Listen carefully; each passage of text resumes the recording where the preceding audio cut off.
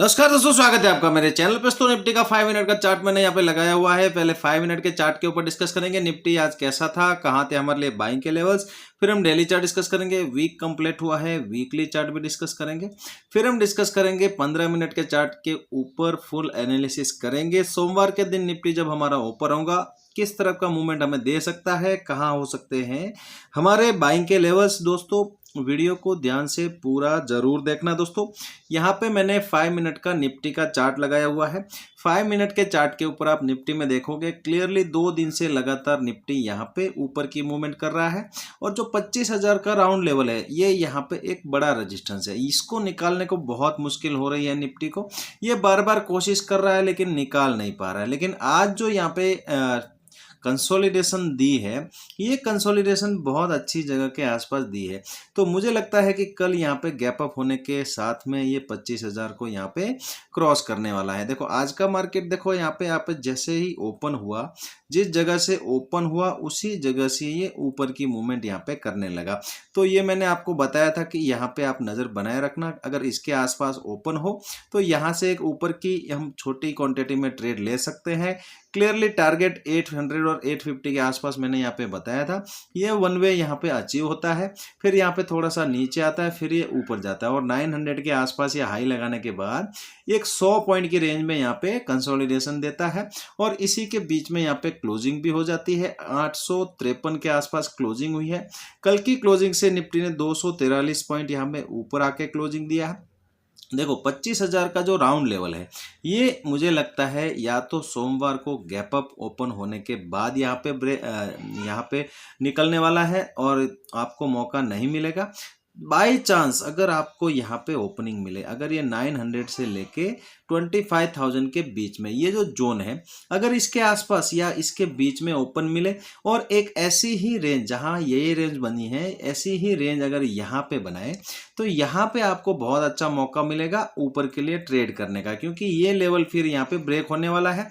यहाँ पे कंसोलिडेशन देने के बाद में अगर 25,000 ब्रेक होता है तो एक शॉर्ट कवरिंग मूव हमें देखने को मिलेगा। बहुत अच्छी मूवमेंट हमें ऊपर की तरफ यहाँ पे देखने को मिलेगी। इस जगह के आसपास आपको नजर बनाए रखनी है और यहाँ पे हम अच्छी क्वांटिटी ट्रेड कर सकते हैं। लेकिन अगर ये फ्लैट ओपनिंग होगी, अगर ये फ्लैट ओपनिंग होती है जो आज की ये कंसोलिडेशन हुई है इसके बीच में, तो यहाँ पे हमें थोड़ा सा देखना है कि यहाँ पे अगर ओपनिंग होने के बाद में ये ऊपर निकलता है तो एक पहला जो यहाँ पे टारगेट रहेगा वो तो रहेगा 25,000। अगर यहाँ पे होल्ड करने के बाद फिर ये वापस यहाँ पे ऊपर निकलता है तो यहाँ पे हम क्वांटिटी बढ़ाएंगे, यहाँ पे थोड़ी सी कम क्वांटिटी ट्रेड करेंगे। लेकिन अगर यहाँ पे ओपन होने के बाद अगर ये नीचे निकले, अगर 800 को नीचे की तरफ ये ब्रेक करे तो क्या करेंगे, हम कम क्वांटिटी में जाएंगे और यहाँ पे 700 और 650 के आसपास का पहला टारगेट यहाँ पे लगा के कम क्वांटिटी में हम नीचे की तरफ यहाँ पे ट्रेड करेंगे। अगर ये गैप अप ना हो और फ्लैट ओपनिंग ना हो तो यहाँ पे अगर ये गैप डाउन हो जाए अगर 750 के आसपास, तो यहाँ पे फिर हमें इंतजार करना पड़ेगा। देखो यहाँ पे हम क्या करेंगे, थोड़ी सी रेंज बनने देंगे और रेंज का जैसे ही अपर लेवल ब्रेकआउट होगा वापस हम ऊपर की ट्रेड करने की कोशिश करेंगे और यहाँ तक पहला टारगेट रहेगा और फाइनल टारगेट 25,000, क्योंकि जब यहाँ से निकलेगा तो फिर ये जो मूवमेंट होगी ये थोड़ी बड़ी मूवमेंट है, तो यहाँ पे 25,000 के आसपास आते आते प्रॉफिट बुकिंग हो सकती है।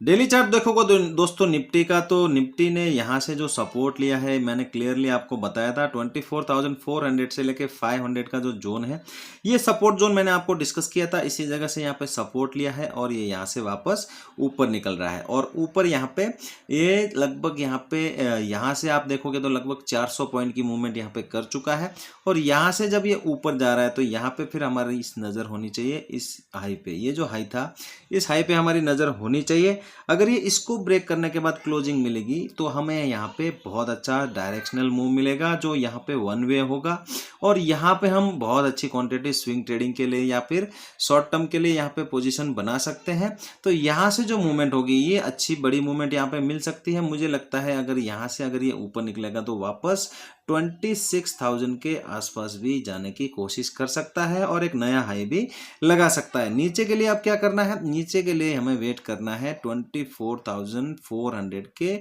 नीचे की क्लोजिंग का। इसके बाद में ही हमें यहाँ पे बियरिश होना है, क्योंकि जब भी मार्केट यहाँ पे नीचे आ रहा है, नीचे से मार्केट में यहाँ पे बायर्स एक्टिवेट हो रहे हैं और मार्केट को वापस ऊपर लेके जा रहे हैं। तो यहाँ पे बाय ऑन डिप्स यहाँ पे चल रहा है मार्केट। तो हमें यहाँ पे नीचे की यहाँ पे पोजीशन कब बनानी है, जब ये 24,400 के नीचे की क्लोजिंग देगा। दोस्तों वीकली चार्ट आप देखोगे, वीकली जो कैंडल पिछले वीक की कैंडल बनी थी एकदम बुलिश कैंडल थी, और इस वीक की कैंडल क्या किया है इसने, इस वीक की कैंडल यहाँ पे ओपन होती है, फिर यहाँ से वापस ये इस कैंडल के लो के आसपास आती है और यहाँ पे ऊपर जाके क्लोजिंग करी। तो यहाँ पे हमें क्या मिल रहा है, एक हैमर कैंडल मिल रहा है। तो हैमर कैंडल मिला, लेकिन ये इनसाइड कैंडल है। इनसाइड कैंडल बहुत अच्छा वर्क करती है जब ये यहाँ पे बनती है, और यहाँ पे ये इनसाइड कैंडल अगर ये इस कैंडल के हाई को ब्रेक करेगी तो बहुत अच्छा यहाँ पे मूवमेंट होगा और एक नए हाई की तरफ यहाँ पे निफ्टी जाता हुआ दिखेगा। देखो वीकली एनालिसिस करना बहुत जरूरी होता है। अगर आपको इंट्राडे में ट्रेड करना है तो वीकली एनालिसिस किया करो और डेली एनालिसिस भी किया करो। उससे क्या होता है, आपको ट्रेंड का पता चलता है। तो हमें यहाँ पे आप क्या लग रहा है कि यहाँ पे ट्रेंड कैसा है, बुलिश ट्रेंड। तो हम जो 5 मिनट के चार्ट के ऊपर इंट्राडे में ट्रेडिंग करते हैं तो हमें उसमें यहाँ पे ध्यान में होता है कि यहाँ पे ट्रेंड जो है बुलिश चल रहा है, तो हम ज़्यादातर यहाँ पे बुलिश ट्रेड लेने की कोशिश करते हैं। तो उसमें हमें क्या है, वीकली और डेली चार्ट एनालिसिस करने के बाद थोड़ा सा ट्रेंड का आइडेंटिफिकेशन मिल जाता है।